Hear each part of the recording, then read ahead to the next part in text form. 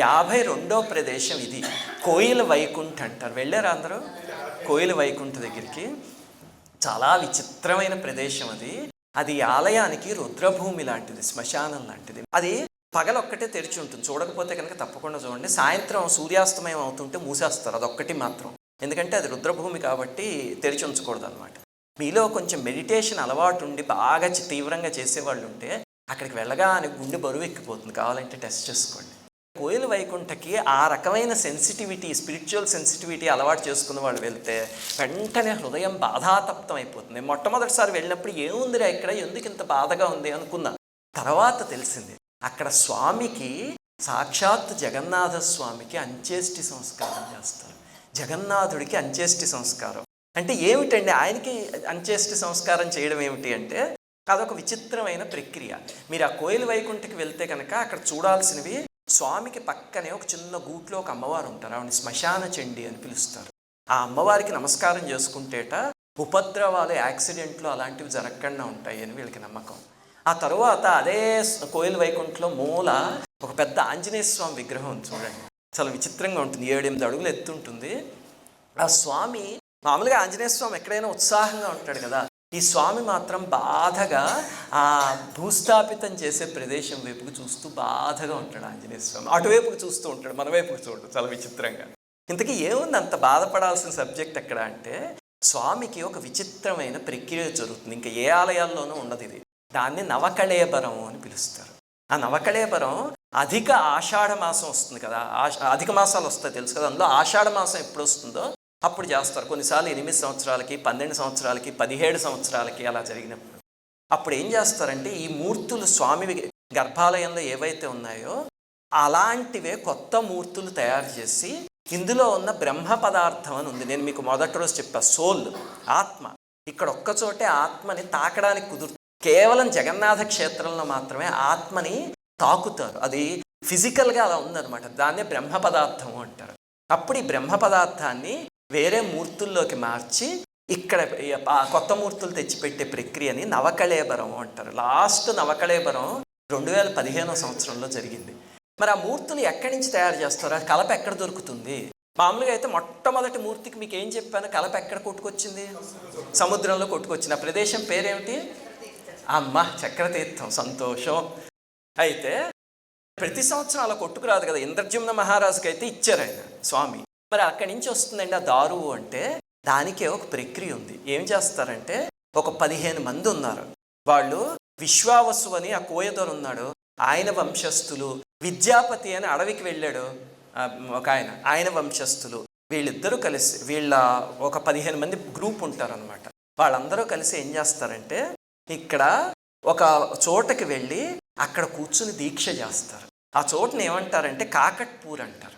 అది కోణార్క్ నుంచి ఒక 7-8 కిలోమీటర్ల దూరంలో ఉంది. ఒకవేళ మీరు కోణార్క్ వెళ్తే కనుక కుదిరితే ఆ ఆలయానికి వెళ్ళండి, చాలా శక్తివంతమైన అమ్మవారి ఆలయం, కాకట్పూర్ అంటారు దాన్ని. అక్కడ అమ్మవారు సర్వమంగళ అనే స్వరూపంలో ఉన్నారు.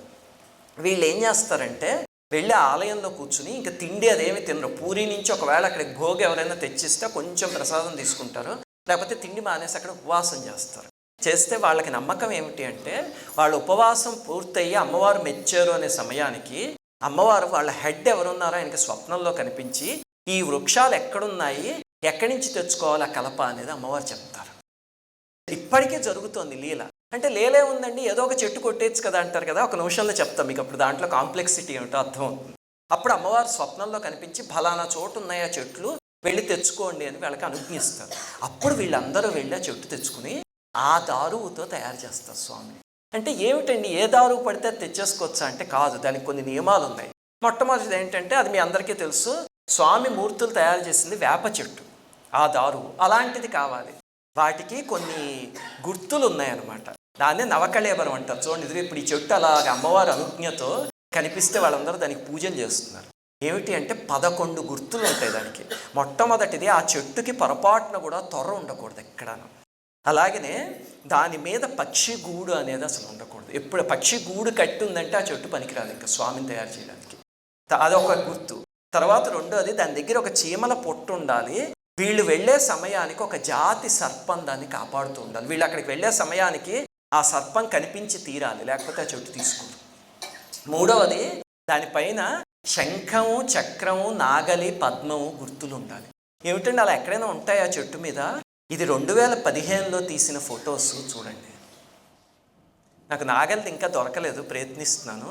చూడండి, శంఖము, చక్రము, పద్మం, ఆ గుర్తులన్నీ కనిపిస్తున్నాయి చూడండి. ఆ చెట్ల మీద ఉన్నవి. ఆ గుర్తులు ఉంటే తప్ప ఆ చెట్టు తీసుకోరు. అలాగనే అది వేప చెట్టు అయినా దాని ఆకులు తింటే తీయగా ఉండాలి తప్ప చేదుగా ఉండకూడదు. అదొక నియమం. ఎక్కడైనా ఉంటాయి అసలు ఇలాంటి చెట్లు. తర్వాత దానికి ప్రతి వృక్షానికి 3 కానీ 5 కానీ 7 కానీ శాఖలు మాత్రమే పెద్ద ఉండాలి. అంతకన్నా ఎక్కువ శాఖలు ఉంటే ఆ చెట్టు తీసుకోకూడదు మళ్ళీ. అలాగనే అది 3 కొండలు, 3 నదులు, 3 మార్గాలు కలిసే చోటు ఉండాలి మధ్యలోను. దాని పక్కనే ప్రతి చెట్టు పక్కన తులసి మొక్క ఉండి తీరాలి. దానంతట అదే మొలిచి ఉండాలి, లేకపోతే తీసుకోరు.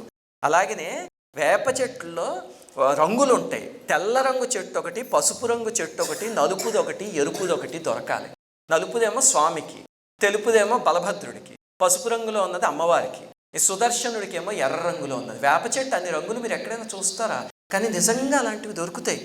అలాగనే గతంలో ఎవరో ఒకళ్ళు అక్కడ పూజ చేసి ఉండాలి. చూస్తే దానికి కుంకుమ పెట్టి కానీ పసుపు పెట్టి కానీ ఉండాలి, లేకపోతే ఆ చెట్టు తీసుకోరు.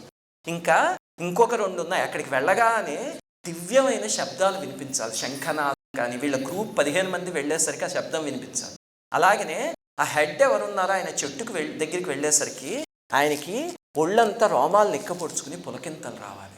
ఈ 11 జరిగితేనే ఆ చెట్టుతో స్వామిని తయారు చేయడానికి కుదురుతుంది, లేకపోతే ఆ దారువు తీసుకోరు. ఎక్కడి నుంచి వస్తుందండి అన్నీ? ఇలాంటి చెట్టు అసలు మీరు మనం జీవితకాలంలో కనిపెట్టగలమా? ఎక్కడి నుంచి వస్తుందంటే ఆ కాకట్పూర్ అమ్మవారు స్వప్నంలో కనిపించి, నాయన ఫలానా చోట కృష్ణుడి వృక్షం ఉంది, ఫలానా చోట బలభద్రుడిది ఉంది అని 4 ఎక్కడున్నాయో అమ్మవారు చెప్తారు స్వప్నంలో. చెప్పేసరికి వాళ్ళ గుర్తులు పుచ్చుకుని వెళ్తే లక్షల మంది చేరిపోతారు అక్కడికి. కొన్నిసార్లు ఏమవుతుంది, ఎవరో పెరట్లో ఉన్నదో లేకపోతే వాళ్ళ ఇంటి పొలంలో ఉన్నదో అమ్మవారు చెప్తారు. అలా ఎవరింట్లో అయినా దొరికిందా వాళ్ళ వంశం ధన్యమైపోయినట్టు. ఆ ఊరు మొత్తం వాళ్ళే మహారాజుల్ని చేసేస్తారు ఓవర్ నైట్. అంత విశేషమైన ఇదనమాట. అప్పుడు ఆ చెట్టు దగ్గరికి వెళ్ళి దానికి పూజలు చేసి వీటి బదులు ఇంకొక చెట్లు నాటుతారు 4.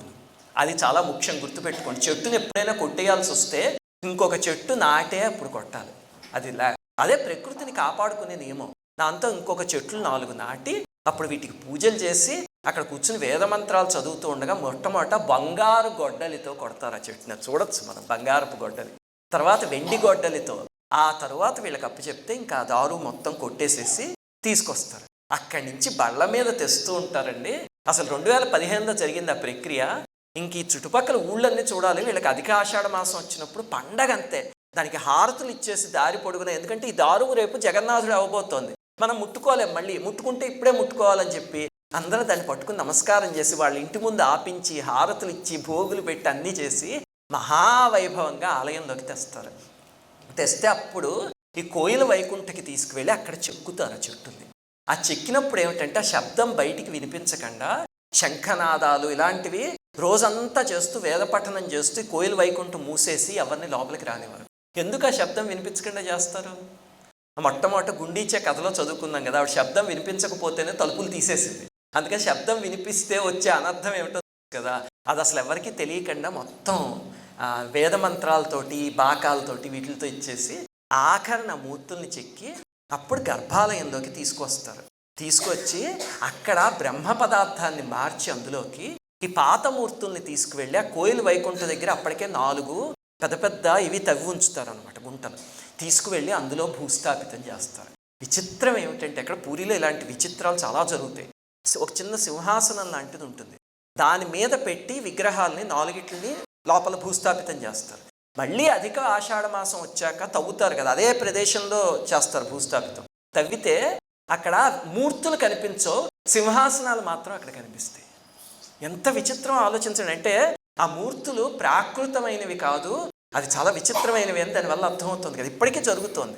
అందుకే మీరు కోయిల వైకుంఠానికి వెళ్తే అక్కడ పువ్వులు వేసి ఇలాగా 4 చోట్ల ఉంచుతారు చూసారు. ఆ 4 చోట్ల ఎక్కడైతే పువ్వులు వేస్తారో అక్కడే ఆ 4 మూర్తుల్ని భూస్థాపితం చేశారు.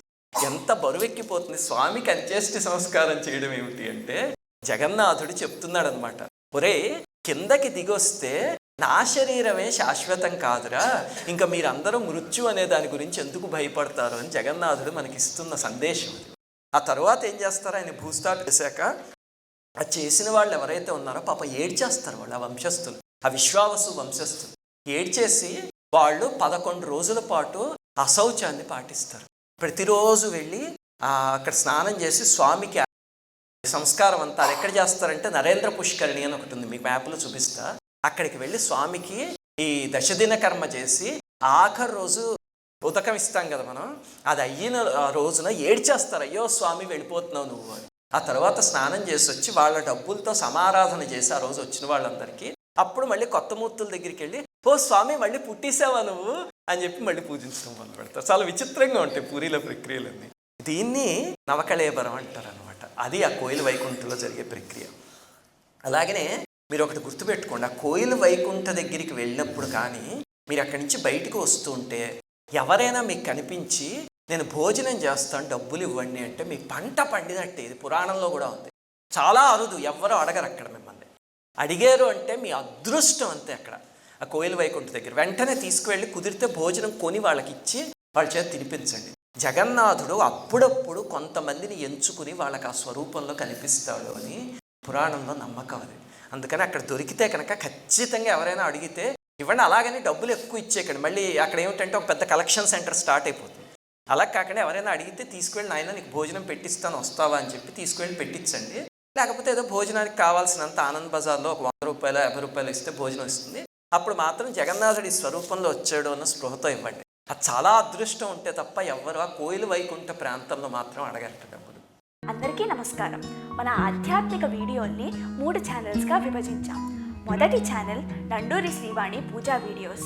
అన్ని కులాల వాళ్ళు పూజను తేలిగ్గా చేసుకోవాలనే తపనతో మేము చేసే పూజ డెమో వీడియోలన్నీ ఈ ఛానల్లో పెడతాం. రెండో ఛానల్ నండూరి సుశీల. నండూరి గారిని ఎన్నో ప్రశ్నలు అడుగుతూ ఎంతో మంది వేల మెయిల్స్ మెసేజ్లు పంపిస్తున్నారు. వాటిలన్నిటికీ నండూరి గారు ఇచ్చే సమాధానాలు ఈ ఛానల్లో ఉంటాయి. అలాగే రాబోయే ముఖ్య పండుగల్ని ఎప్పటికప్పుడు మీకు ఈ ఛానల్ ద్వారా గుర్తు చేస్తూ ఉంటాం. మూడో channel Nanduri Srinivas spiritual talks. మహాత్ముల చరిత్రల గురించి, ఆలయాల రహస్యాల గురించి, మంత్ర రహస్యాల గురించి చెప్పే వీడియోలన్నీ ఈ ఛానల్లో ఉంటాయి. ఈ 3 ఛానల్స్కి సబ్స్క్రైబ్ చేసుకొని పక్కనే ఉన్న బెల్ ఐకాన్ని క్లిక్ చేయండి.